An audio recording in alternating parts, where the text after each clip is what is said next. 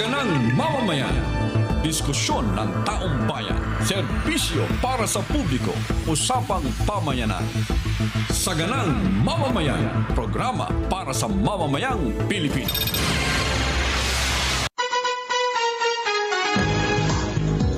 Araw po ngayon ng Huwebes. Masayang Huwebes sa inyo lahat. Masayang Huwebes. Nasaan? Masayang Huwebes, Jen, at sa ating mga kababayan, lalo na yung nasa ibang bansa. Ano pang oras ko kayo nanonood ngayon? Lagi po kayo welcome sa Saganang Mamamayan. Ayan, siyempre po ang ating Kuya Benny Antiporda. Kuya Benny, masayang hapon. Masayang hapon at masayang Huwebes po sa ating lahat na way lagi pong masagana ang ating pong mamamayan. Ayan, ano ba ang magpapasaya at magpapasagana ng ating mamamayan sa hapong ito? Nelson at Benny, meron ba tayo? Ay, unang-una, ngayon po ay 12 na. Bukas ay 13. Sigurado sa sweldo tayo. Ayun, una na yun. Pangalawa naman, matapos diba? ang 13, Kasi 15 linggo eh. matapos ang 13, ano susunod? 14. Yan. Alam na natin yun. Magiging maligaya. Libre ang may PhilHealth card. May Sa PhilHealth MRT at saka sa LRT. Ayun, napakaligaya nun. And of course, ang ligaya idudulot ng mga taong walang sawang nagseserbisyo sa ating mga kababayan. Yan. At eto pa. Yan. Wait, there's more. Yeah. Alam mo ba, mga babayan, na posibleng matuloy daw ang debate ni Senador Rodante Marcoleta at retired Justice Antonio Carpio? Opo, mga babayan. Well, alam mo, maganda rito. Hindi yung balitaktakan at malaman kung sinong tunay na magaling. Ang nakikita ko maganda rito, dito, sa balitaktakan na ito'y makikita natin kung ano yung tunay na kulay. Kung ano ang tunay na nilalaman nitong usapin sa West Philippine Sea. Problema, mukhang Usapan ng mga matatalino na to. dun sa tema pa lang ata, hindi na rin magkasundo ha? Ang gusto kasi ni Justice Carpio ay limitahan sa 2 paksa ang pag-uusap. Ang sabi naman ni Senador Rodante Marcoleta sa kanyang statement, ang sabi niya, nagpapasalamat ako. Yun. Nagpapasalamat ako Nagpapasalamat ako kay mo. Ayan. Ay, bakit daw? nagpapasalamat ako. Asa ba yung statement? Ilabas nyo nga. Wala ba tayong statement Yan, yan? reply of Ayan. Senator Rodante Marcoleta to retired. Yan.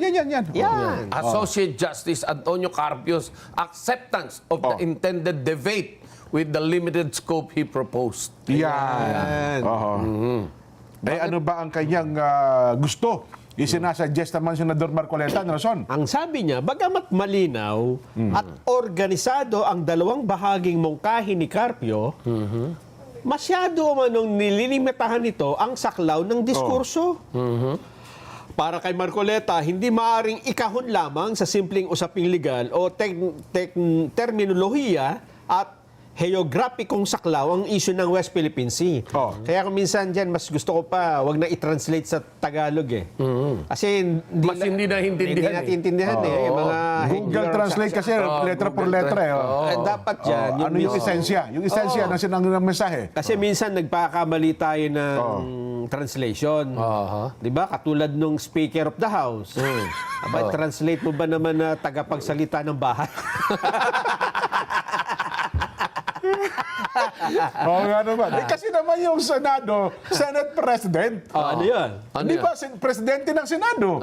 Bakit naman kasi yung Kamara naging House Speaker? Mali-mali naman kasi doon Dapat doon, President of House of Representative. Yung para patas. Walang pinagkalayo yan sa firehouse nasusunog na bahay. Yung fire exit. Hindi nasusunog na labasan. Labasan ng apoy. Labasan ng apoy. Yun. Talaga naman. Tapos yung fireman, nasusunog na tao. Di ba? Ay, ano ba ang, ngayon? Kayo ay suggestion nga namin kahapon, Kuya Benny, sapagkat tinanggap nyo yung hamon na debate, mag-usap yung magkabila, mga staff nila. Ano ba ang forma ng ating pagdedebatihan? Ito na. Yan, sige. Yan, tuloy mo na yan.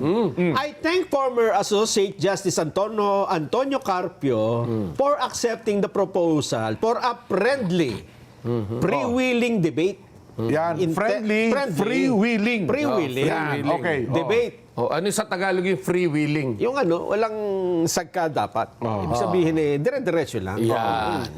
Intended to clarify the question on the Philippine Sea, West Philippine Sea, in a manner that will enlighten our people on the issues surrounding these troubled seas, making them the ultimate winner of this discussion. While Justice Carpio's two-part proposition is structured and precise, restricting the scope of the discourse unduly narrows a topic that is inherently complex, contested, and far-reaching. Yun ang punto ng senador.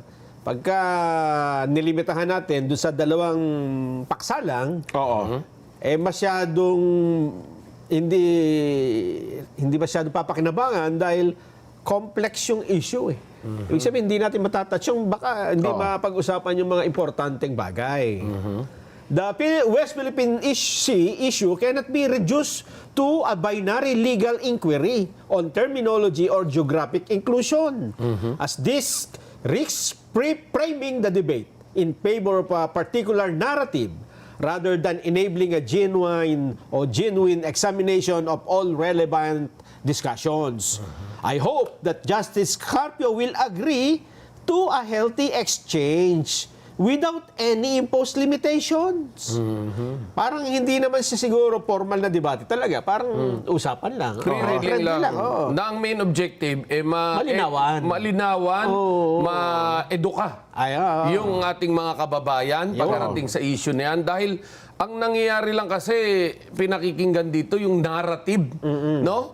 Ang ibig sabihin yung hugot lang nung opisyal na nagsasalita. At hindi na ipapaliwanag na maayos ano yung usaping legal at ano yung ating naisalang. No? Napakalaki nga naman nung scope, no? Nung pag-uusapan.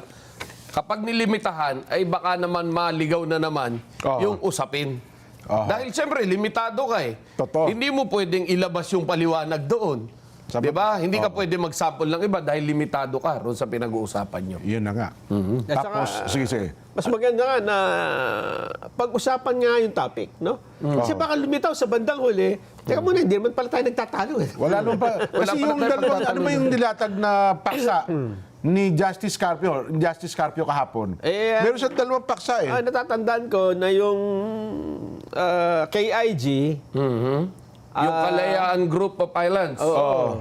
ay wala sa batas ng West. Hindi ko masyado matandaan eh. Parang gano'n, oo. Base sa kaalaman ko, lagpas sa ating ECC.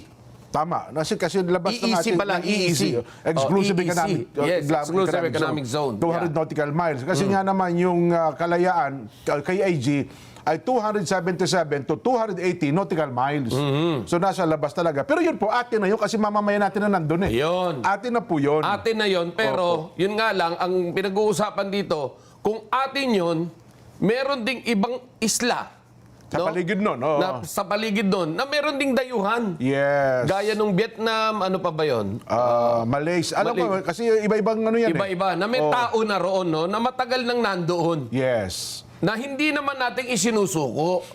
Pero ang sinasabi natin, kung ang ipipilit yung isa lang sa international community, na yung EEC ang inilalaban namin dito, abay malaking pag-asa na masalto tayo. Iyan na nga. Dahil yung nilalaban mo, nandoon yung batas na inilalaban mo, pero hindi saklaw yung bagay na gusto mong kunin. Nais mong maklaim, di ba? Saka doon sa desisyon, mukhang hindi naman ata ang dinesisyon na yun ng arbitral tribunal. Yes.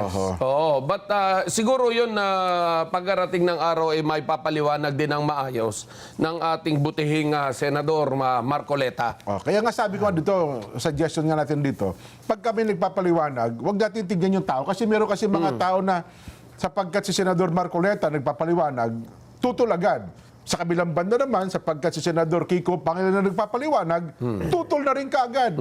Bias agad sila sa tao, hindi pa nga narinig yung paliwanag. Diba? So sana magkaroon tayo ng bukas naisipan, tignan natin, pag-aralan natin sino nagsasabi ng tama. Yan, walang Diba? pinagkalayo riyan doon naman sa ipinaglalaban ni Tariela. Oh, yan. Walang pinagkalayo eh. Dahil sa atin, yung ipinaglalaban ni Tariela, abay, sama po kaming tatlo dyan. Ayaw naman. Di ba? Sapagkat yun naman talaga eh. Pero Oo. para... Pero yung para bastusin mo, yung pinuno ng isang bansa, yun po yung pinaguhugutan namin dito. Yan. At sinasabi natin, pwede mo namang i-deliver yan na hindi mo sinalalapastangan. Yan. Huwag yung nilalapastangan. Yung leader nung diplomatiko eh. Kaya alam nyo, napakaganda na itong inilabas naman ng DFA. Oo. Na sinasabi ng DFA na sang-ayon sila na pag-usapan na ito. Ayun na nga. Yun. Oo. Hinihimok nila ang China. Meron na nga ata naunang nagpaano eh. Oo. Di ba? Oo. Nakakita niyo ba yung video? Na ang First Lady, Yun. Lisa Marcos, at saka yung Ambassador Kwan, Oo. ay nasa isang Magkasama nung Chinese pagtitipon. New Year. Yes. Ganun ba? Oo. Mayroon pa tayong video nun? Parang inano pa nga ata eh, parang nag-sponsor pa si First Lady ng pagbisita. O si First Lady ang pumunta ron? Si First Lady ang pumunta Si First Lady ba pumunta ron? Oo. Iyon ay hosted by the Chinese Embassy. Ayun. Kaya magandang ano yun, ha? Oo. Maganda gesture yun. Di ba naalala ko dati ang Apo Marcos? China rin yun, di ba? Nung hindi niya parang kinukumbisi niya yata yung Chinese ambassador, o Chinese president, ang ipinadala ay si unang ginang Imelda Romualdez Marcos para tama ba? Tama ba yung pagkakalala ko Chairman lang? Mao. Mao ba yun? Oo, Chairman Mao yata Ayun, yung nakausap niya noon. Kasi siyempre, iba makipag-negotiate ang babae, yung karisma niya, di ba? Baka naman ganun din ang stratehiyang ginagawa ngayon. Tsaka kung makikita mo, talagang ang simbolo ng kapayapaan Ayan, ay yan, babae ang padadala mo. Oo. Yan, di Ay ba? mukhang naman, di ba, naalala ko din, nagtagumpay si First Lady Imelda Marcos doon sa Yes. kanyang goal. Yeah. Kung ano man yung inihingi niya sa presidente ng China noong mga panahon na yun. Kumbaga, yun yung tinatawag na one step backward and 10 steps forward. Yun. Oh, dahil yung pagdala ng babae parang hindi tayo hindi tayo nagdi-discriminate pero dati nung panahon kahinaan kapag babae ang hinarap mo eh. Ayun. Pero ito ginamit babae Para pero mag-negotiate. nagtagumpay. Di ba? Baka ganun, din baka ganun din ang strategy ngayon, di kaya? Yan ang maganda, di ba? At nakakita tayo ngayon ng linaw na meron tayong daan pa para talagang maging mapayapa ang dalawa, no? Tsaka yung namang, alam nyo, yung iniligtas na ating mga mangingisda, hindi man lang masyadong napag-usapan. Yun na nga eh. Oo. Sabi nga Di ba? Ewan ko. Oo. Pero ako naman, sabi ko, suggestion ko kayo na, kay Senate President Tito Soto, baka pwedeng siya na, kasi siya naman ang leader ng Senado, meron ba kayo ngayon ng Senado, tsaka baka siya na mag-sponsor o ambassador ganito. Pwede bang kami na mag-host ng dinner? Kausapin lang natin, usap tayo. Usap tayo. Diba? Magandang gesture yan. Oo. That's a sign of statesmanship. Yan. Wala naman siguro malalabag. Sabi ko, tinatanong ko nga sila, mayroon ba tayong malalabag na protocol doon? Kung halimbawang, hindi sa Senado, hindi yung parang panel. Tsaka nakita naman natin na nagkakaroon na ng hidwaan sa Senado dahil lang sa isyong ito. Oho. Di ba? So, I think it's about time na yung Senate President, yung mga kapatid ko, siya ang big brother eh. Totoo. Oo? Oh. Mga kapatid ko nag-aaway dahil sa bagay na ito. Patawag ko nga. Yeah. Yun. Harapan. Ayun natin din ang gusto ng DFA. Kwentuhan. Oo. Di Pero ba? hindi gagawin ni Senate President yan. Bakit? Ganun. Kasi siya nga pasimuno ng away. Hindi, imbitahan niya muna magkasay. Bulaga siguro. Si Ambassador. Di ba? Nagsagutan sila ng Chinese Embassy nung nakarang araw Ganun. At pangalawa, hindi rin nila papayagan yan. Alam nyo kung bakit? Bakit daw? Di matitigil ang usapin sa issue ng West Philippine Sea. Babalik tayo sa ibang paksa. Babalik tayo sa paksa ng flood control. Yan ang ayaw nila, di ba? Disgrasya kung ganun. Kaya, hindi nyo napansin, pagka may Senate Blue Ribbon Committee investigation at mapupunta na dun sa mga medyo malalaking tao, humihinto eh. Tapos nung nakaraan, mababanggit na naman, hinto na naman. Oo. Tapos nung eto na, naiinip ng mga tao, ano ba nangyari? Hindi ba nausapan? Ano na, Kumbaga, China na tayo. Kung yan ang tsorya mo, Nelson, hindi kita matututulan dyan. Pero baka naman yung tsorya ng... Di ba? O baka naman... Pero itong Kasi, itong usaping flood nangangamba control ako na dyan, ito mukhang mahihirapan na i-divert ito. Dahil talaga nga namang napakaraming taong namatay dyan sa baha. Hindi kaya yung mga naging biktima riyan. At alam mo, sa dami na naghihirap ngayon, talaga nga namang wala nang ibang sinisisi o tinuturo ang kanilang mga daliri kundi dito sa mga nagnakaw na ito. Sabi nga, di ba iba pilit nga inililihis. Pero ang weather pilit na binabalik Oo. Di ba? Ngayon ata sa Bicol, grabe na naman ang baha. At may natuklasan pa pala sa doon, substandard daw. O kalikasan na mismo Yun na nga. ang tumutulong sa investigasyon. Parang, nililihis yun sa West Philippine Sea. Teka nga, magpapadala ako ng, sabi doon sa Basilan ba yun, Nelson? Yung ibinuhos na ulan ay 100 years ago. Ganun daw, kaya pala ang tindi ng bahang inabot doon sa may Basilan. Yun daw ay 100 taon na nakalipas na nangyari yun. Naulit dito lamang nakalipas na araw. At saka ngayon daw ata doon nga sa Bicol, meron na naman hindi naman nagpuprotesta, kundi nagagalit ang ating mga kababayan kasi may nasira na naman yata mga tulay at mga dike. Ang ginamit daw hong pampadikit apog. Apog. Kapal ng apog daw ang ginamit Kapal ng Ayun. Kaya bumabalik talaga pa rin doon sa usapin ng flood control anomaly. Kahit na mainit ang paksa ngayon sa ating mga leader ng pamahalaan, ang ukol sa West Philippine Sea. Kahit na ganyan na nangyayari sa investigasyon, nagtitiwala pa rin tayo na may patutunguhan ito. Ayan. Eto naman ang latest sa sagutan. Ba? Ayaw pa tumigil, ha? Pero ang maganda ngayon, ang nagsasagutan na ay ang DFA at ang Chinese Embassy. Jen, Yan. May ano na yan. May at least Diplomatic na yan. Diplomatic. May development na. Akala ko ano sasagutan na ngayon, John Vic Remulla at saka DFA, hindi naman ganon. Sumali na rin si John Vic. Hindi nakatiis. Well, nagkaroon ng korte sikol, ha? Nagkaroon ng korte sikol at base sa sagap nating balita, pinasyalan daw si DILG Secretary ng ambassador ng China. Pero ba ganon? Oo, pinasyalan. Kasi kayo na parang gayaya si John Vic na pumunta na Pag-asa Island. Pinasyalan din siya. Ay, pinuntahan na. Oo, dahil nga naman Tapos binigwasan. Hindi naman. Sinigwasan. Hindi naman. Kala ko ginuripuan siya. Talagang, alam mo, magaling din tong ambassador na ito dahil talagang nagre-reach out siya. At saka yan, matagal pala sa US, saka sabi nga niya, yung problema daw sa Pilipinas, hindi ba noong nakaraan? Binasa mo yung credentials niya. Yun daw problema na naranasan ngayon ng China sa Pilipinas. Wala sa kalingkingan. Wala sa kalingking ang mga pinagdaanan niya ng problema. US. Nakita naman natin yung economic war Yan. na idineklara ng US against China. Di ba? Sa atin naman dito, nakikita naman natin na kahit na papaano,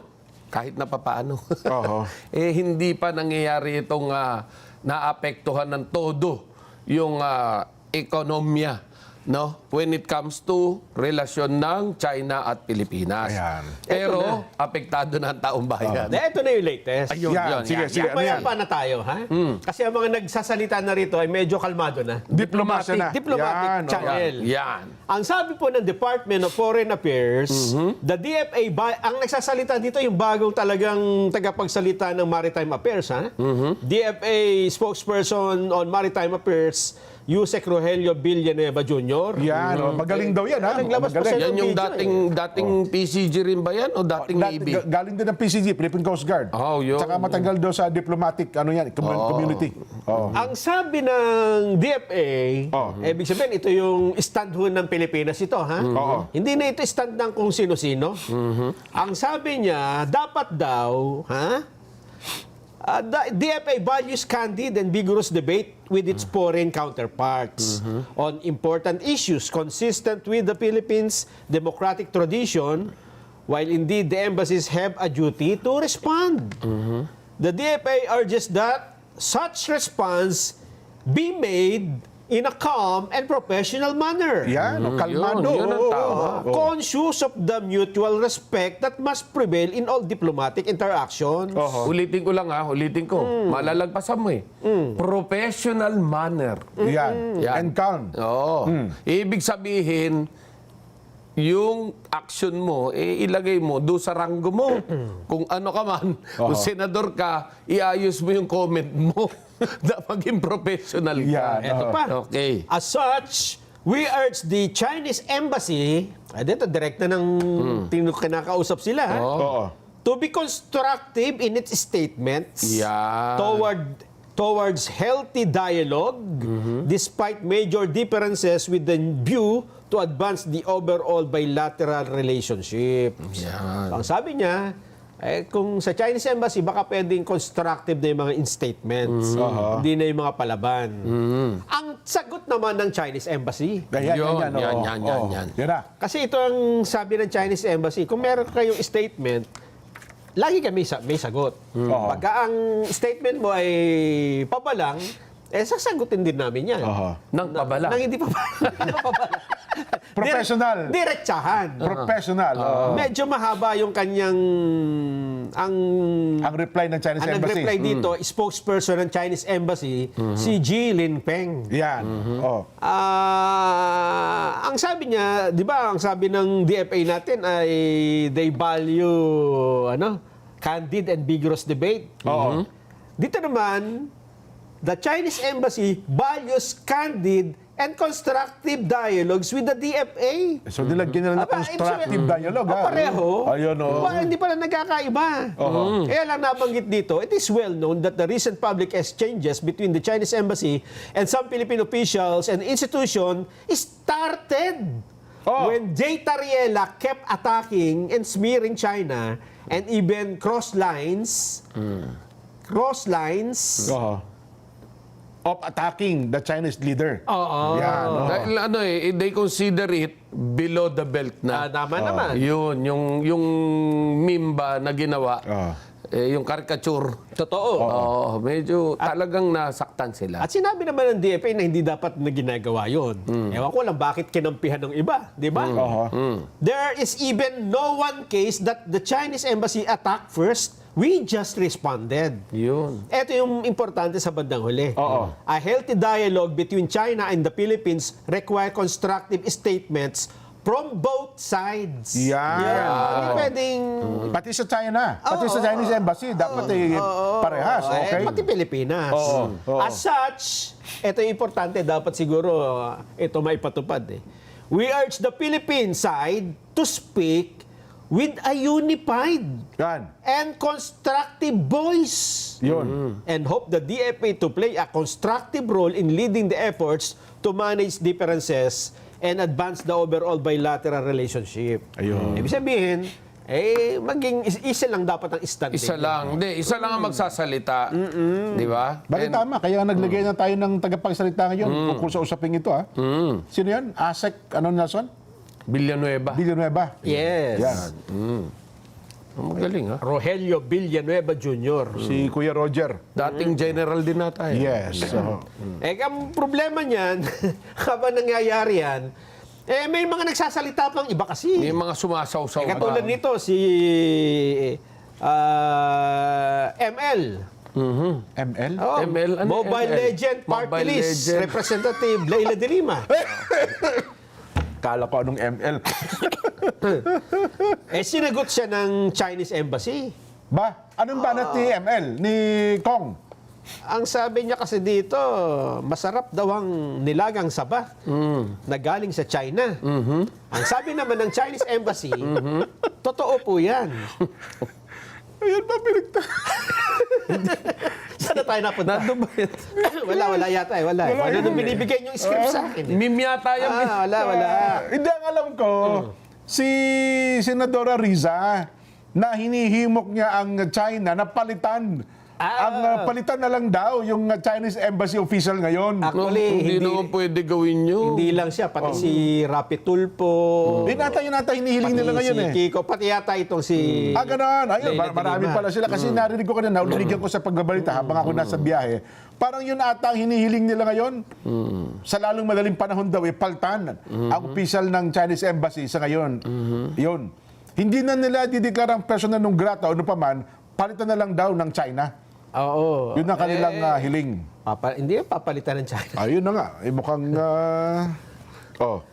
Ang sabi po ng Chinese Embassy, Idaan siguro na sa tamang protocol, di ba? oo. Ano sabi ng Chinese Embassy? Sabi ng Chinese Embassy, basahin niyo muna kung ano sinabi ni Leila de Lima para maintindihan niyo kung bakit. Ba't kami nag-react? Kasi ang hirap, kung reaction agad ng ating ano eh. Oo nga, tama. Oo. Ha? Makikita Pasensya na natin. po, ha? Lalong gugulo. Pero habang... Ayan yun pala, yun pala. Ayan, sinasabi. Yan. Nakita na agad Ayan, niya. ikaw na magbasa. Ako sasagot. Ako yung Embassy. We are one with the local officials of the Municipality of Kalayaan. Yan. I-post po ito ni Congresswoman Leila de Lima, ha? Our fellow Filipinos. In standing their ground, isang karangalan na manindigan sa kung ano ang atin at itaguyod ang ating pambansang dangal. Nanindigan na po ang Senado sa pag-adapt ng isang Senate resolution sa pagtatanggol sa ating mga opisyal at sa ating pambansang soberenya. Kaya muli nating hinihikayat ang mga kasamahan natin sa Kamara, suportahan din ang inihain nating resolution number 680 kasama ang Liberal Party of the Philippines, LP Black at Akbayan Party List para magkaroon daw po ng mas malakas at matapang na tugon at paninindigan ng ating gobyerno laban sa mga kasinungalingan, pambubuli at karahasan ng China at ating mga kababayan sa West Philippine Sea. Bilang mga Pilipino, dapat ipagtanggol natin ang ating soberenya teritoryo. Hindi yung dinidepensahan pa ang umaagaw kung ano ang atin. Yan. Siguro ilagay natin sa tamang teksto. Konteksto. Ilagay natin ang tamang konteksto. Ang tama rito, itigil natin yung pangmumulestya ba? Di ba? Pangmulestya na yung salita ang gagamitin natin. Medyo malalim na. Doon sa leader ng kabilang bayan. Pero tayo naman dito sa Pilipinas, yan ang mga nasa West Philippines na yan. Itigil naman nila, para sa Chinese Embassy to, itigil naman nila yung pagbomba doon sa ating mga mangingisda. Siguro mas maganda kung diyan kayo huhugot. Huwag nila i-bully. No? Huwag nyo i-bully, huwag nyo bombahin ng tubig yung ating mga mangingisda dyan. Habang pinag-uusapan yung issue yan, hayaan yung malayang pamamalakaya ang ating mga kababayan, siguro naman wala itong isyong ito. Di ba? Kung doon kayo huhugot, sa tingin ko walang maisasagot na maayos ang China riyan. Tama. Kasi Diba? sa halos lahat, hindi naman pero ano ang sagot na Nelson? Yan na. Ano, may sumagot ba ang Chinese Embassy doon sa mga ipinahayag ni Congresswoman Leila? Sabi ko ng Chinese Embassy, busy kami ngayon. Okay. Ayan yun, no? Yan, sabi ko sa'yo, meron eh. Kala ko, Meron. Ang haba kasi na mapaliwanag dito. Okay. Pinapaliwanag lang dito, i-summarize ko na lang na kasi sinabi nito ay... Ito yung sagot muna ito ng Chinese Embassy.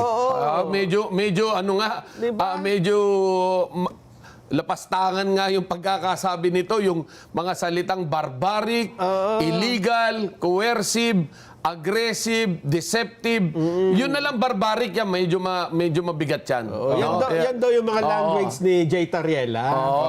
Yung salitang barbaric, medyo mabigat na talaga yan. He crossed the line daw. Tapos inisa-isa nila dito yung mga pangyayari from 1989 to 2015, 97 incident took place in the South China Sea in which the Philippines infringed upon the safety, life, and property of Chinese fishermen, including 8 shootings, 34 assaults, robberies, 40 captures, and detention.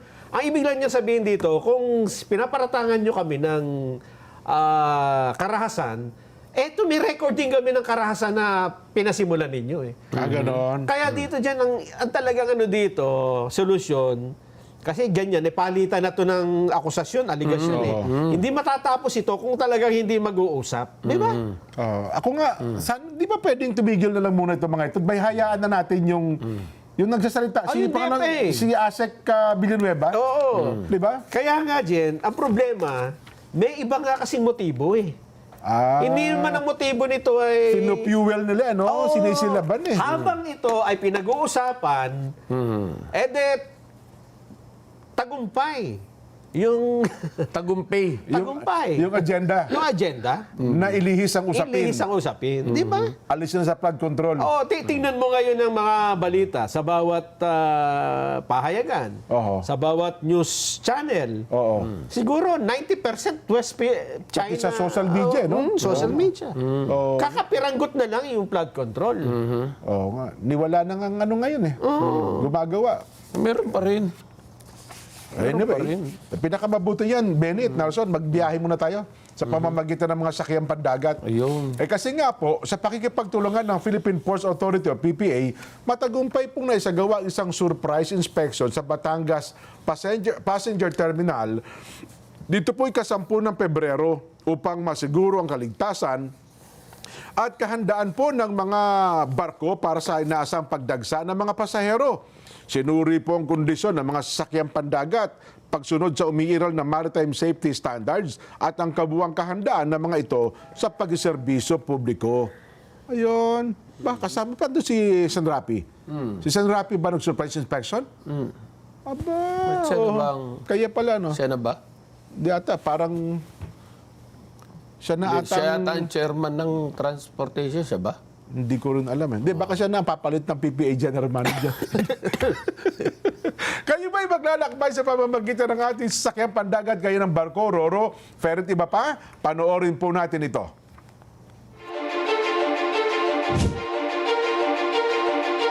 The Philippine Ports Authority, or PPA, is the nation's premier maritime agency, steering the course of progress through the archipelago's vital ports and harbors.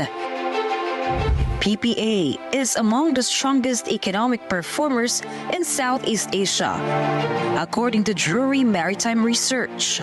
This translates into bigger figures for the economy, creating a ripple effect in all sectors. PPA's mission is to provide modern, sustainable, and resilient port infrastructure and facilities to provide responsive, reliable, and efficient port services, and to promote a regulatory framework that is transparent, fair, and relevant to the needs of all stakeholders. To keep pace with the global trends and improve operational efficiency. The PPA has implemented various technological upgrades.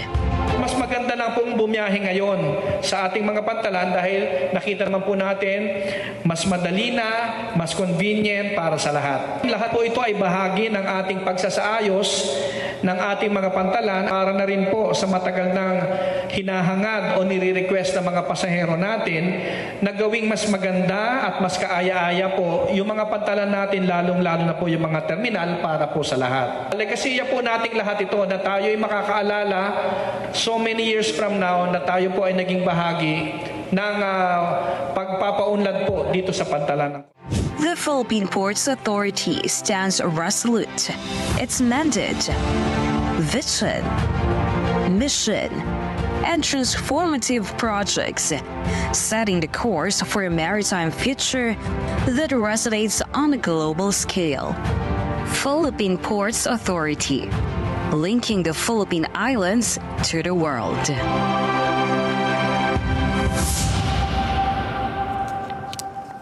Magbabalik pa po ang Saganang Mamamayan.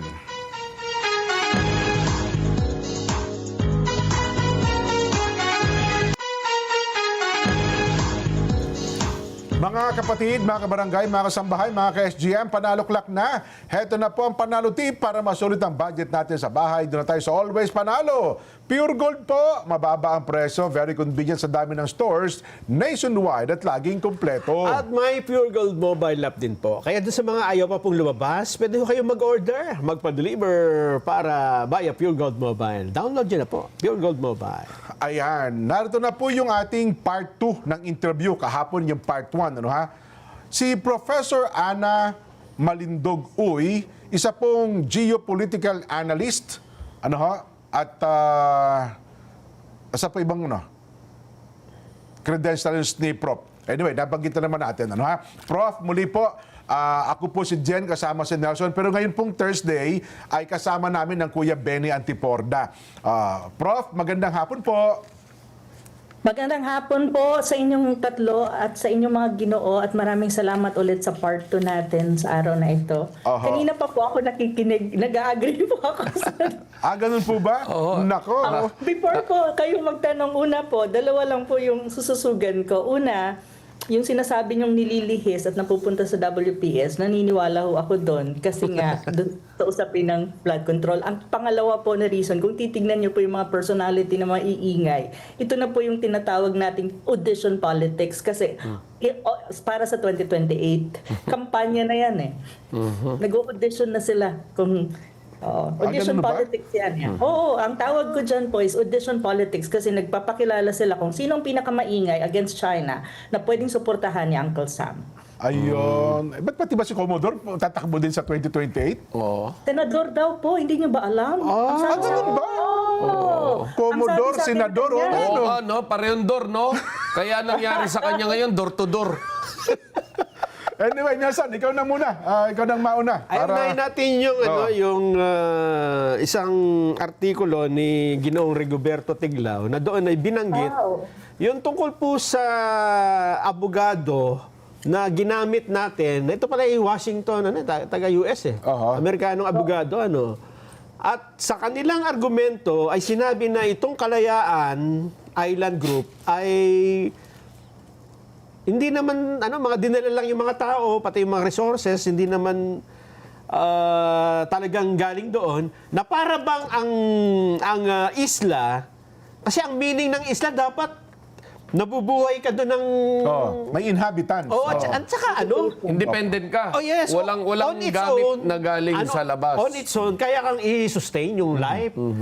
Para bang sinabi na doon na yung KIG, hindi mga isla ito.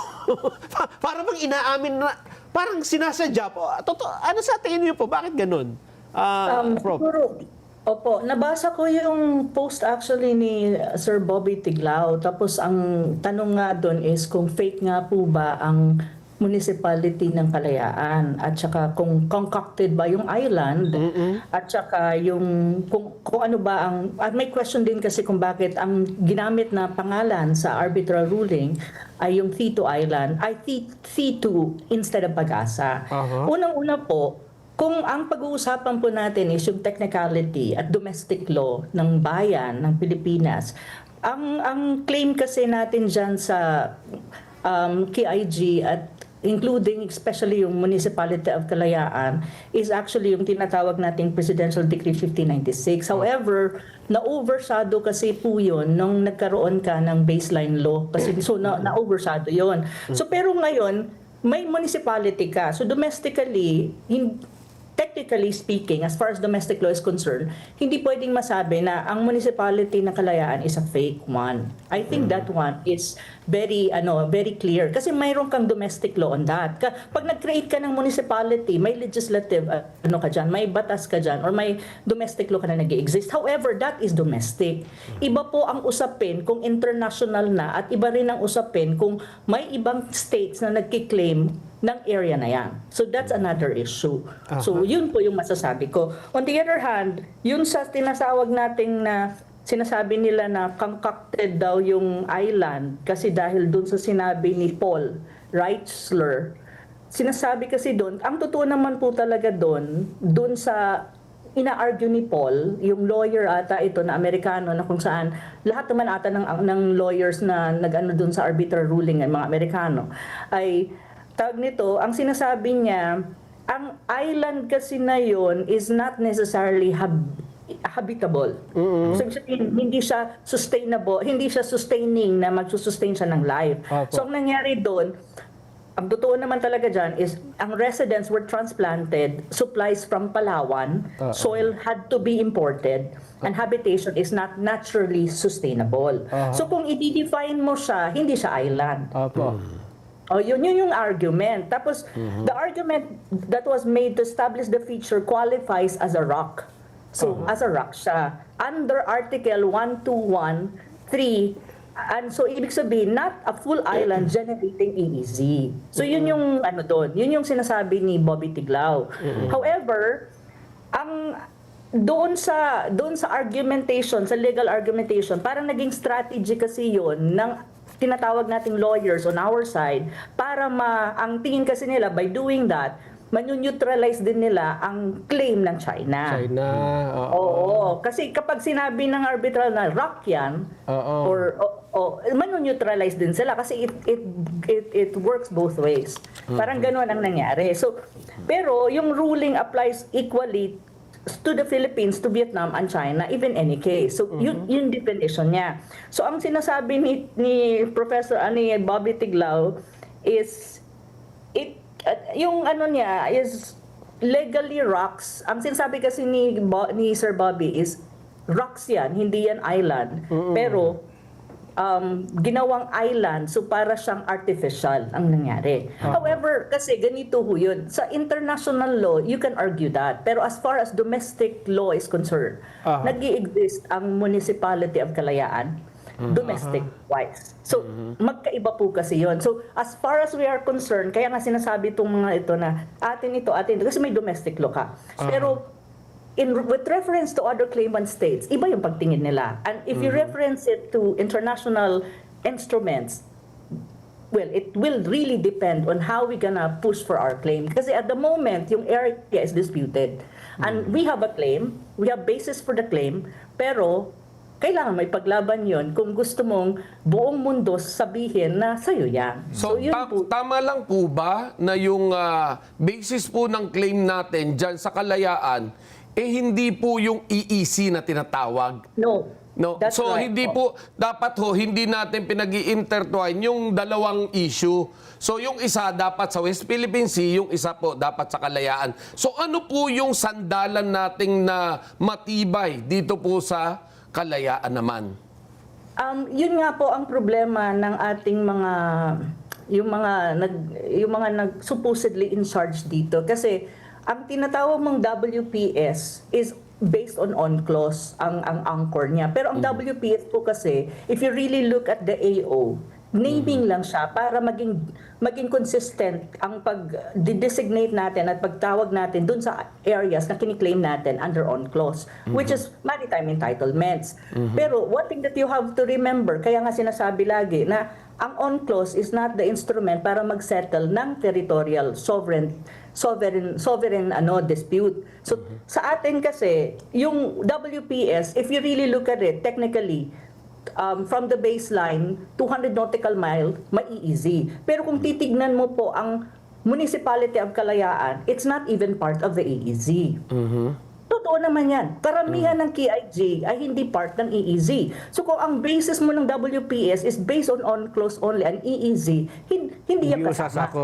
Oo, hindi yan masasakop. Yun yung sinasabi ko na ito, EEZ. Pag sinabi mong territorial sovereignty, ang claim mo, that's a different regime. Issue po siya. So, Different para regime malinawan lang ng ating mga kababayan, ano po yung tinatayuan natin na matibay na pundasyon para po dyan sa KIG na yan? Magandang tanong din po yan. So pagdating po sa KIG, ang pinaka-basis kasi ng claim natin, yung tinatawag mong PD 1596. That's one. Pero nga, na-dilute yan dahil sa nagkaroon ng nagkaroon ng proposition doon sa baseline law na kung saan ang baseline law in-anchor mo sa UNCLOS. So nagkaroon ka ng regime of islands rather. So ang PD 1596 mo na-dilute or nawala. in a way. Pero kung titignan mo pa rin ang ating claim diyan sa KIG, may pa rin, may basis naman tayo to assert our claim. And one of that would be an effective occupation. Effective occupation ng area for the longest time. Kasi in international law, isa sa mga basis na pwede mong i-claim yung area, it does not, kasi claiming a territory has nothing to do with EEZ or maritime entitlements. Ang isa sa pinaka-effective para masabi mong I claim that area, first is na-occupy mo siya for the longest time. Yan. May effective occupation ka. Second is, maipakita mo yon. Mayroon naman tayo, di ba? May domestic law. On the other hand, is ikaw ba ang nauna? Wala bang nag-contest? Nung inoccupy mo, wala bang nagprotesta? That's the second. But the third one is medyo, however, okay ito siya. Wala siyang problema sa ganitong usapin na basis ng pagkiklaim mo ng territorial sovereignty sa isang area kung walang dispute ang area or there are no other claimant states. However, the problem in the SCS, in the South China Sea, especially with reference to KIG, even the Kalayaan Municipality, it is disputed in a sense that Vietnam claim it. Actually, Vietnam has a very strong claim. On the other hand, China also is claiming it. So, kaya siya nadideclare as disputed. As far as the international level is concerned, it is disputed. Disputed But siya. of course, as far as Filipinos are concerned, we're saying we claim that it is ours. But tayo yun. Ang problema dito is how you gonna convince the whole world that is yours, given na may competing claims ka. Pero nauna po ba tayo na mag-occupy ng lugar bago yung i-dispute? Nauna po ba tayo roon? Ayun ang problema kasi ang sinasabi ng China, they've been there for the longest time. Kasi ang 9-dash line mo, if you really look at the origin, yung tinatawag mong 9-dash line, tas naging 10-dash line, naging 11-dash line na yan ata, ay during the time pa yan ng ROC, Republic of China. Itong video na to, hindi yan yung hindi yan yung KIG ha. Baka malito yung tao. Alam nyo, kasi pagka pinag-rumble mo yung dalawang issue na yan, abay malilito po ang taong bayan talaga. Even we ourselves medyo nalilito kami, but you know, because of this exchanging of messages, no? Nakikita natin yung linaw talaga. Unti-unti na-educate po tayo. Nalilinaw po. At para alam din natin paano dumiskarte. Kasi ito yung problema. Kailangan mo siyang dumiskarte. Kung gusto mong manalo sa mga claiming na to at saka sa competition na yan. Kasi it's claiming eh. They claim, we claim, Vietnam claims. But at the end of the day, domestically, China will say, akin yan. Of course, Vietnam will say, akin. Tayo sasabihin na atin yan. Pero ang tanong kasi dyan, disputed siya. Kung gusto mo talagang maging iyo yan, paano mo gagawin? At anong gagawin mo? So ano yung basis? So yun. Ang pagdating ho dun sa sinasabi niyo kung tayo ba ang nauna, medyo kailangan yan pag-aralan ng mabuti kung gusto talaga natin ma-adjudicate ito in the long run. Halimbawa, in a matter of time, mag-adjudicate tayo, we go to ICJ, which is the International Court of Justice. Kailangan ma-establish natin na nung tayo nag-occupy dyan, walang nagprotesta, effective occupation tayo. Pero kasi ang kinukontend din niya ng Vietnam, kasi historic din ang Vietnam ang claim nila to territorial sovereignty and the same as China. Ang China kasi ang reference niyan is during the time of the ROC, hindi pa PRC. But if you look at the ROC and PRC, as far as China is concerned, there's only one China and Taiwan is part of China. So alam mo yon, ito yung mga usapin po na dapat po hindi ito masyado ganito lang naman po ang posisyon ko diyan. These are very technical and masalimuot na mga usapin na dapat po ang mga halimbawa ang ating mga ang mga legislator natin pinag-aaralan ito mabuti at paano natin ma-reinforce yung claim na mayroon tayong legislative or domestic laws to back it up. And then, the other one is, titignan mo yung international level po, saan ka pwedeng mag-lodge, halimbawa, ng coordinates, ng mapa na gagawin mo dito sa bansa natin, na ma-reinforce mo yung claim mo to territorial sovereignty in that area ng KIG. On the other hand, iba yung usapin ng EEZ. Kasi ang EEZ is based on UNCLOS. And in UNCLOS, it is not the instrument that actually will settle territorial dispute. And one thing that we need also to correct is the notion na laging inuulit-ulit ng mga so-called maritime expert tulad ni Batong Bakal na ang arbitral ruling ay nag-decide on the sovereignty of KIG, which is very wrong. Because in the actual text of paragraph 574 of the 26th arbitral ruling, ang sinasabi, the tribunal has not been asked and does not purport to determine the question of sovereignty over land territory or maritime feature. The tribunal task is to interpret and apply the relevant provision of UNCLOS in order to decide parties' submission terms agreed. So, hindi siya. At tayo din, actually, nung nag-submit tayo ng case against China, dun sa tinatawag nating tribunal, ad hoc tribunal, hindi natin hiniling na mag-rule sila on sovereignty issues. Kasi nga, alam ng mga Amerikano na lawyers natin na ang UNCLOS is not the instrument para mag-settle ng territorial dispute. Paano mo masisettle yan? Bilateral negotiation, masisettle mo yan. ICJ, mag-file ka ng case pero there's a consent from the other side, or pwede ka rin, yung mga or pwede mo i-refer sa United Security Council pero very rare na case yun, or the last resort, you go to war. Ma'am Ana, bigyan ko lang ng emphasis ha. Mali pala yung stand na yun ni Professor J. Batong Bakal. May mga tao pa naman naniniwala na kapag ka siya nagsalita, buong katotohanan yun, Ma'am Ana. Oh my God. Oh my God. Bakit? Oh, di ba? Hindi totoo po yun. At saka nasa Ganun tribunal ba? yun. Opo. Oo, mali ho yun. Kasi ang sinasabi, malinaw yun. Dalawa nga ang malinaw. Nasa loob ng tribunal yun, kung babasahin mo buong arbitration. At the same time, malinaw din na hindi natin, ng Pilipinas, hindi natin hiningi iyon nang mag-submit tayo at nag-umpisa tayo ng case na mag-file tayo against China. Kasi maalam ng mga lawyers na binayaran natin na almost 1 billion pesos ang ginastos po natin dyan. Diyos ko Lord, kung ako sana hindi na lang kasi sayang yung 1 billion.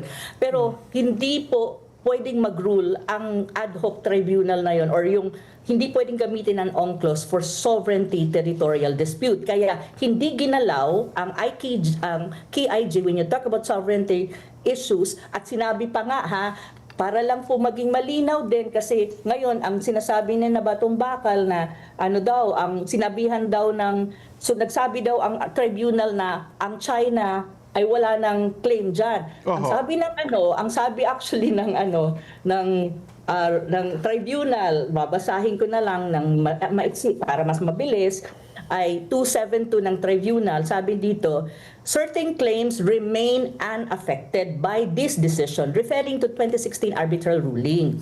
In particular, the tribunal emphasizes that nothing in this award should be understood to comment in any way on China's historic claim to the islands of the South China Sea, nor does the tribunal decision that claim of historic rights to living and non-living resources is not compatible with the convention limit China's ability to claim maritime zone in accordance with the convention on the basis of such island.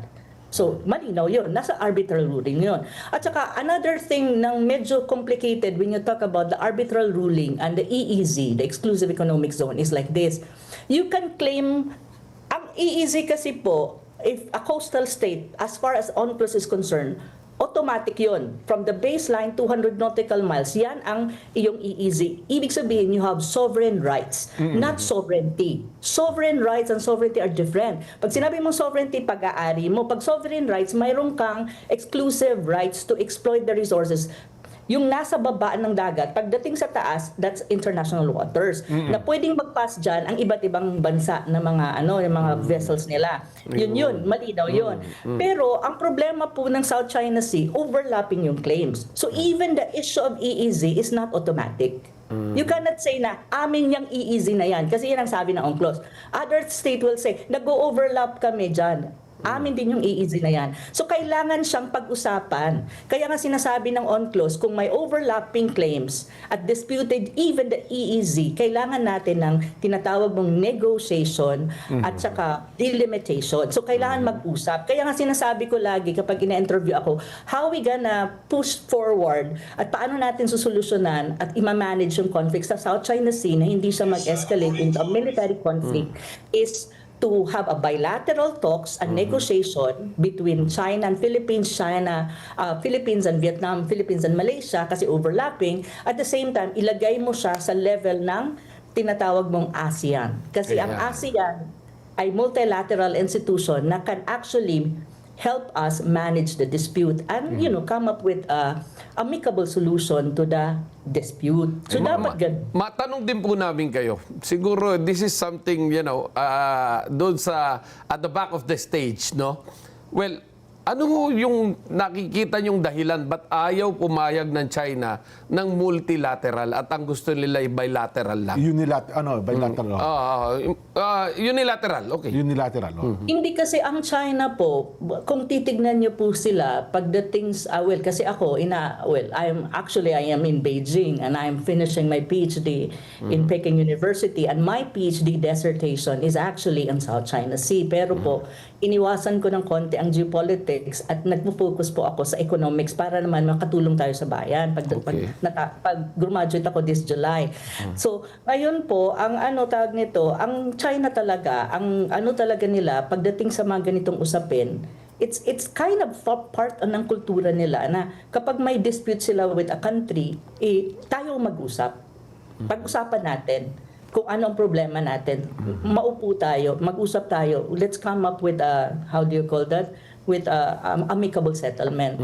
Wag na natin i-involve yung ibang mga party na hindi naman kasali dito. Ganun sila Ganun talaga sila sa dispute resolution nila. Pero one thing that is really good also na pwede nating maging parang maging encouragement to actually talk to China bilaterally kasi if you look at China, marami siyang territorial dispute with different countries. Vietnam, Russia, maraming mga countries na may territorial dispute ang China. Ang pinaka magandang example is Vietnam, land dispute, territorial, and also Russia. Alam mo, nagsettle ang China. Binigay niya kung anong hinihiling ng Russia, binigay niya kung anong gusto ng Vietnam. So malaki rin pong possibility na ibigay rin yung hihilingin natin kung sakali makapag-usap lang. Kung maayos. Kung maayos tayo makipag-usap. Pero kasi ang Pilipinas, ang gusto ng Pilipinas, sa nakikita lang po natin, ang gusto niya is meron lang bang arbiter doon sa pag-uusap. Kung kaya't gusto, unilateral nga, di ba? But again, tignan din natin yung at the back of it. Alam naman natin na merong unseen forces behind these issues. Yes. Yeah, yun po. But of Tama course, kayo. do you agree na we need to do something to the best interest of the Filipino people? Yun yung kailangan rather than listen to these forces at the back. Kasi if you listen to the forces at the back, nakikita natin na ang pinoproteksyonan mo na lang ay yung sarili mong interes. Hindi na yung interes ng bayan. Tama po ba? Opo. Pero kaya nga po, dapat nga po talaga i-review ng honestly and objectively yung tinatawag na 26 arbitral ruling.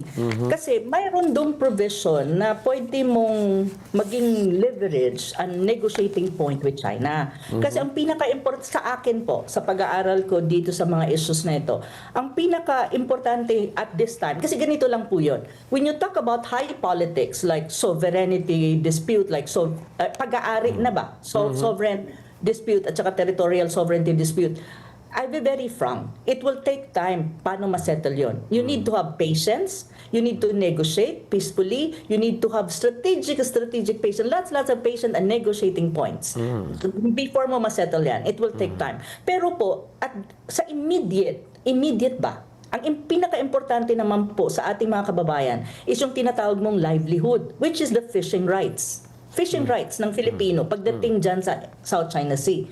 Nandun naman po sa 2016 arbitral ruling na sinasabi niya, let us say, example, yung Scarborough Shoal is the area itself is a traditional fishing grounds. Yes. Fishing ground. Lahat pwede mag-fish. Yung Vietnam, yung Chinese, at saka Filipino. So from there, you can actually negotiate with them. Na, okay, can we do a negotiation na ayusin natin to na yung mga kababayan namin, ang livelihood nila is fishing, especially dyan sa may munisipyo ng Kalayaan, na let's have an agreement and let's have a MOU, how we gonna proceed na kami makakapag-fish, ang livelihood ng aming mga kababayan okay, na hindi magkakaroon ng gitgitan at walang mangyayaring, escalation. Can Ito we do that? medyo medyo nakikita natin, ito medyo may linaw eh. For how long did it take na magkaroon po ng ending yung usapin po with Russia and Vietnam? Gaano my God, katagal po nila tinapos yun? Matagal matagal. More than 20 years. Pero ang maganda kasi sa mga bansa din ng Vietnam at Russia, hindi sila maingay. Alam mo yun, may dispute sila, pero tahimik sila nagkikipag-negotiate. Hindi nasa public yung discussion. So, hindi nagkakaroon ng emotional content ang yung population. Yan. Kasi Alam mo ngayon, yun? emotionally attached na po ang Pilipinas. Kahit na yung kaliit-liit na Juan de la Cruz, minsan nakakapagsabi na ng hindi maganda against the Chinese community. Yun ang hindi maganda. Kaya nga sinasabi ko, we should negotiate not using megaphone diplomacy, yung mga ginagawin Tariela. Ayun. Actually, Tariela is not helping the country at all. Puro lang yan bravado and bravado. And if you really look at the way Tariela is arguing, he's just blabbering yung mga sinasabi ni Ray Powell, which is a CIA operative in the Philippines. That's really the truth. Ayun na. So, yun yung sinasabi ko. Ayun na, Kaya lumabas na. sinasabi ko, hindi siya dapat maging megaphone diplomacy. Dapat ang mga diplomat natin na may specialty how to settle, sila mag-usap. Tayo, mga Pilipino, lalo na ngayon, ang bansang Pilipinas ay maraming usapin, bumalik tayo dun sa issue ng flood control, massive corruption in government, ang ekonomiya ng Pilipinas, lahat ng indicators, pababa ng pababa. So yun ang ating tutukan. Ito, hayaan mo yan sa mga diplomats at sa mga experts na nakakaintindi kasi very technical yan, very complex. At hayaan mo na magkaroon ng settlement yan. In the end, diplomasya ang kailangan mo dyan. Hindi megaphone diplomacy na ang ingay-ingay. At kung na-charge tayo, mga Pilipino emotionally, kung na-charge tayo, sila din, like for example the Chinese, naapektuhan din sila, especially nung ginawang caricature ang kanilang top leader. That's a no-no. I'm not kidding. Kaya nga nung nakita ko yun, oh my God, sabi ko, I'm in Beijing. Diyos ko Lord, sana hindi ako masubject to any kind of, ano mo yun? Hindi yun, Kasi baka mapasalamatan pa po kayo dahil kayo po'y nandyan. At nakikita nilang yung sinasabi nyo ay tama lamang. Di ba? Salamat po. Opo, para sa bayan naman po ito, di ba? Yes, para sa bayan po. Lahat po naman tayo ay para sa bayan. Yun nga lang, wag lang lalagyan ng agenda para ho talagang magkaroon ng once and for all solusyon dito po sa napakahabang problema. Let's always imagine kung ano yung magiging epekto nito sa maliliit na Juan de la Cruz kapag natuloy po yung sinasabi niyong huling solusyon ng problemang ito, yung giyera, hindi po siguro nating, baka hindi ho tayo tumagal na 5 araw na po kapag gano'n na nangyari. Na po. Kanelson, Isang oras lang tayo po. Sa alam ko, sa kanilang capability, military capability, sa alam ko po, it's really sophisticated. Idagdag pa natin, Prof, para maging malinaw. Kasi ngayon, ang daming naglalabas ang mga statement. Merong isang senador ang naglabas ng statement na ang sabi niya, nasa batas natin na ang KIG ay sakop ng ating territorial sea kahit labas pa ito sa ating EEC. Ang sabi ng Ayun mga na nga nag-comment, teka, mukhang mali ata yan. Ano po, mali po ba yan, yung sinasabi na ito? Hindi ko siya maintindihan si Kiko. Kilala ko kung sino nagsabi niya. Kasi, I posted a rebuttal against him and also Baktong Bakal in my Facebook post. Senador yan atin ang KIG, kahit nasa batas daw. Ang tanong ko nga sa kanya, i-enumerate mo kung asang batas yan. the whole of KIG. And on the other hand, EEZ, hindi nga siya part ng EEZ if you really look at UNCLOS, technically speaking. At saka yung pangatlo, international law, saan recognized siya? May nakikita ka ba na instrument or anything international na mga instrument or mga So documents sa na nandun? local law po natin, maaari po natin sabihin nandun yan, nasa loob yan. Pero sa international law, tayo po ba'y nakapagsabi na sa international o meron po ba tayong kahit na papel man lang na... Wala. Wala Ito po ang sasabihin ko internationally it's not recognized. Even the United Nations, whatever, wala yan. Even the arbitral. Ito pa ang sasabihin ko. Ang sabi niya, recognized daw at may mga batas na tayo na naka-identify yung KIG. That is actually not really factually true. Kasi po, pag tinignan niyo yung PD na wala na nga ang PD, na supersede na nga, kung titignan niyo ang text ng PD, walang identification doon. Walang identification yung PD 1596 kung ano-ano yung tinatawag mong part ng KIG. Wala yun. Walang identification na ito pag-asa, ito ganito, ganito. Walang ganon. Sinabi lang niya na itong polygon na to, this is our territory. But there was no elaboration and enumeration kung ano specific na yon. On the other hand, yung tinatawag mong baseline law, wala rin identification. Kasi ang ginawa nila, ang RA 9522 removed the polygon banks and shifted to the regime of islands. Kasi hinarmonize nila with UNCLOS. However, hindi nila in-identify yung feature by feature. When you want to argue in the international level and the area is disputed, kailangan mo siyang i-identify isa-isa. So kung gagawa ka ng batas na sa'yo yan, i-identify mo ito, number 1, number 2, number 3, number 4. Mayroon ba? Tatanungin ko sila. Legislative siya senador siya, di maghanap siya ng batas na naka-identify lahat yan.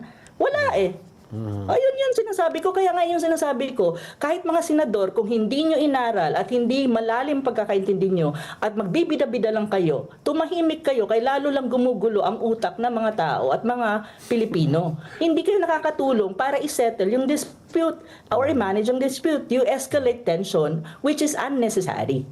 Yun nga hong nagkapagtataka, no, Prof. Benny. Yung ruling inilabas 2016. Ngayon ay 2026, 10 years na. Bakit hindi pa masyadong maunawaan ito? Anong nangyari? Meron bang talagang nagsusulong na guluhin natin yan para walang tumuto? Hindi kasi ang sa akin kasi sir, ang basa ko kasi dyan, hindi nila gustong maintindihan ng mga Pilipino ang tribunal, ang 2016 arbitral ruling. At saka maraming mga ang paggamit nito distorted in many ways ng ilang mga personalities dyan.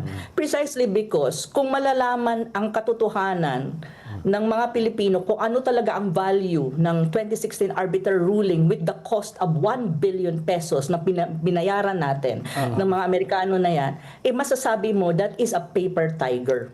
It's a paper, but it doesn't have much value if you really want to assert your claim in the international level, especially when you talk about territorial sovereignty claim over even KIG. And even the maritime, EEZ, contentions pa siya, ang kailangan mo pang ilaban yan when you talk about delimitation and negotiation na i-acknowledge ng ibang claimant states na amin yan, sa'yo yan. Hindi kasi hindi, yun yung talaga Yun talaga ang totoo dyan So moving on with this, no? Prof, sorry for cutting you, no? Moving on with this, do you think that the only way, no, sa inyong sariling paniwala lang po, hindi natin sinasabing sundin yung lahat, no? Pero ang sinasabi natin is, yung bilateral lang talagang pag-uusap ang makakasolve nito? Sa akin kasi talaga, dalawa yung ko dyan. We talk bilaterally, not just with China, kasi hindi lang naman ang China ang claimant state na pag-usapan. Pero ang China kasi hindi ko nga maintindihan, mga sir, why is it that we are so focused on China? When in fact, if you look at the South China Sea, ang country na may pinakamaraming occupied feature is Vietnam. Yeah. And China is less than 10. Mas marami pa ata tayo kaysa kay China. When you talk about occupied feature, so Yeah. why do you have to focus on China? So, yun din yung hindi ko maintindihan. Bakit pinupush ang China ng China? Andyan yung Yeah. Vietnam, mas solid. Precisely because may American factor ka dyan. Sorry, but I'll be very honest. Ayan na, lumabas na ang totoo. Oo. Lumabas na ang Tapos- totoong storya. So, Oo, pero bilateral ho at saka multilateral. Yeah, Yun po yung tingin ko. yes, but yung multilateral nga, ayaw naman ng China. I think ang mangyayari ay hindi naman yun ang gusto ko rin i-correct, no? Hindi sa ayaw ng China. I think if it's ASEAN as a whole will Okay. negotiate with China, I think it will be. One Malamang- thing that Oo. na kailangan po natin just to put it there na ang ASEAN at China relationship is very strong. Ayun. The largest trading partner of China is ASEAN. The largest trading partner of ASEAN countries, all ASEAN country is China. So, madaling makipag-negotiate. Kung Kaya ang maganda gusto rin nga ng China is talagang yung Silk Road ba na tinatawag nila? Oo, yung Belt and Road. Yun yung gusto nila talagang i-create to strengthen ASEAN eh. Talagang yun yung objective nun, to strengthen ASEAN. So with that, I think malaki talaga ang tiwala nila doon sa ASEAN. Diba? Opo. Tayo lang naman po ang lagi nagkipag-away sa China. Yun na Lahat nga po ng po eh. ASEAN countries they have good relations with China. Malaysia has a very good relation with China. Vietnam has a very good relation with China. Pero they have dispute in the South China Sea. Bakit hindi natin kayang gawin? At saka, lugi ho tayo dito. Kasi ang Vietnam, ang ganda ng relasyon, may dispute, pero hindi sila nag-aaway, pero marami silang investment from China. Yeah. Ang ekonomiya nila, yumayabong. Ang Booming. Malaysia is the Yeah. same. Sa atin, dahil sa gitgitan, na nabasa ko lang po ngayon, nang before po tayo mag-interview, na ang Chinese investment na pumapasok po sa Pilipinas, bumababa ng bumababa. Wala na po masyadong Chinese tourist, kaya kulang din ang ating income pagdating sa turismo. Correct. So, malaking kawalan yon sa Pilipinas po. And then maganda pong ma-take advantage natin itong pag-host ng ASEAN meeting itong taon dito sa Pilipinas ang host Prof. Well, that's another usapin. ASEAN chair po tayo this Yes. year. However, yun nga ang sinasabi ko lagi. Kung ilulutang ng administrasyon na ito ang issue ng South China Sea, West Philippine Sea to the point na nagbabakbakan, tapos may mga caricature ka pa na nilalabas na tulad ni Tarela, do you really think ASEAN is not watching us? Yun. On the other hand, ASEAN has external partners. And one of the strongest external partners of ASEAN is China.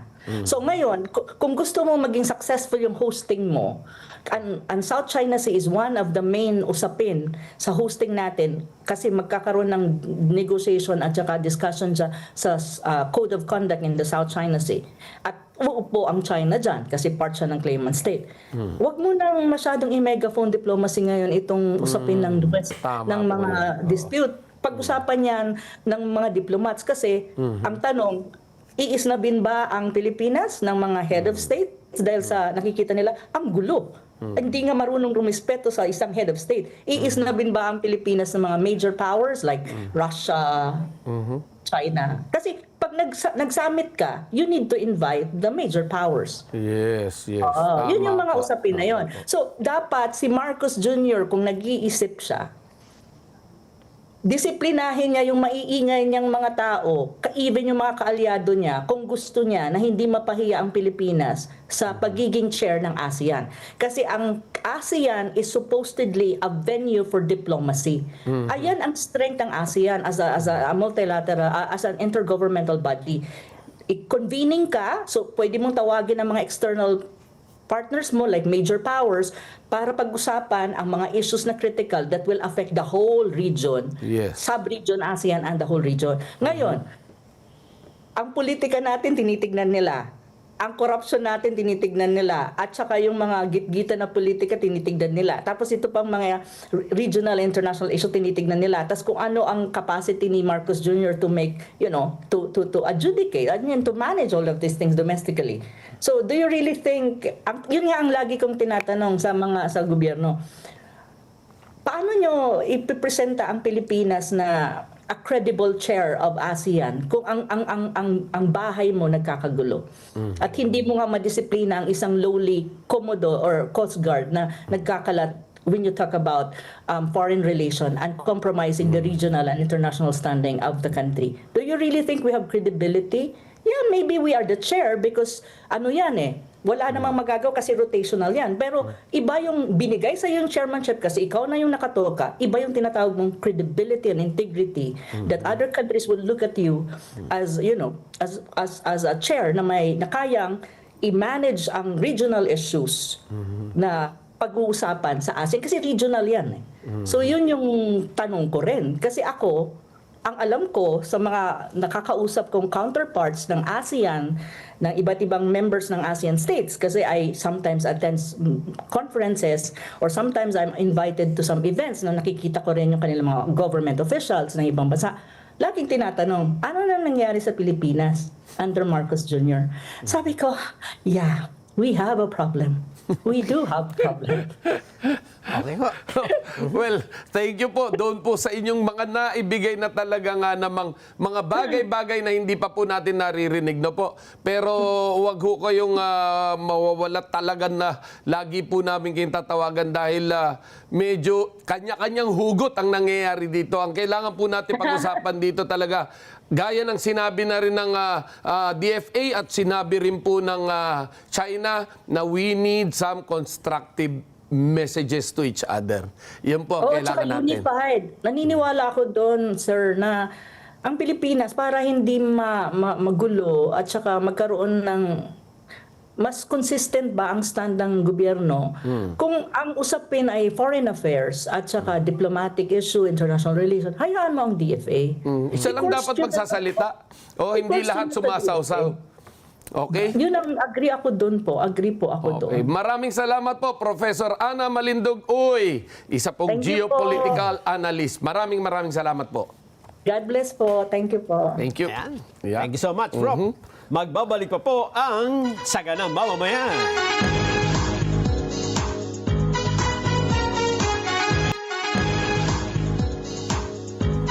Gamit po ang inyong remote control, iscan ang Net25 sa inyong TV menu. Pagkatapos mascan, piliin lang po ang Net25 HD mula sa listahan ng mga channels.